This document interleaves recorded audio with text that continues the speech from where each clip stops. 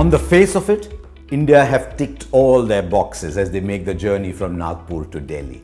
Ravichandran Ashwin's become the fastest at 300, that's behind him, done, dusted, buried, goodbye. Ravindra Jadeja took wickets, Ishant Sharma took wickets, Kohli got runs, Pujara got runs, Vijay got runs, Rohit Sharma got runs. Basically, anybody who went past 10 got a big score.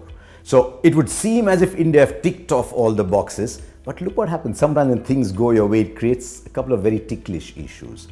India's stated objective all along was to play 5 bowlers because we want to win matches.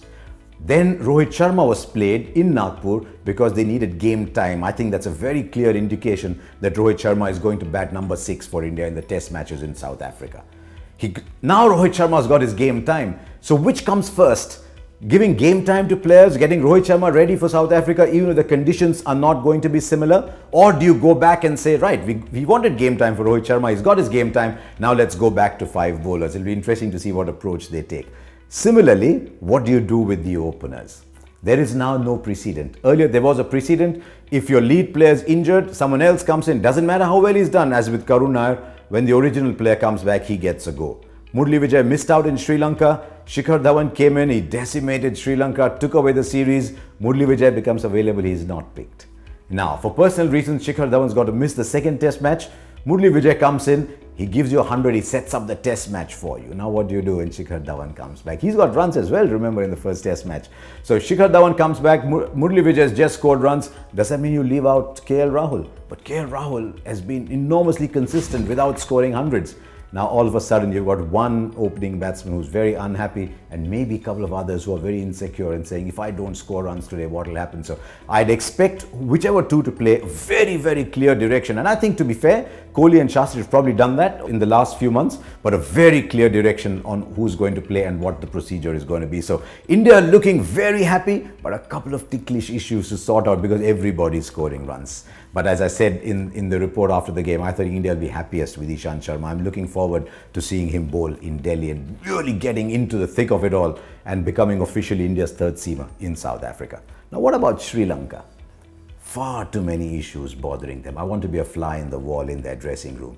And I want to eavesdrop to see whether they genuinely believe they can win and whether the wounds of what happened in July, August in Sri Lanka are still fresh for them.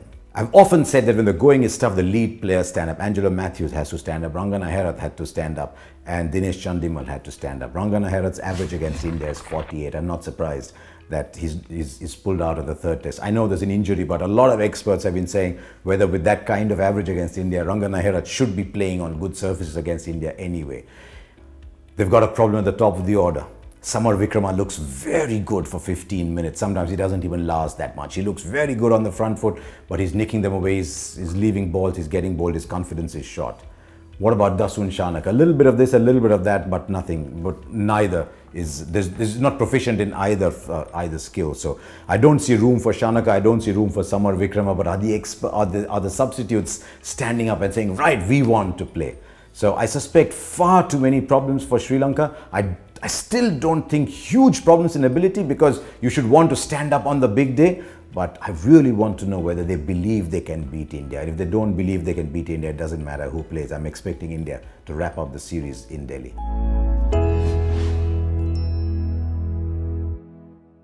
We've run quite a few videos on this channel now, and I've been told that you quite enjoy them. So if you really do, why don't you like, why don't you share, why don't you leave a comment behind, and do subscribe to the channel.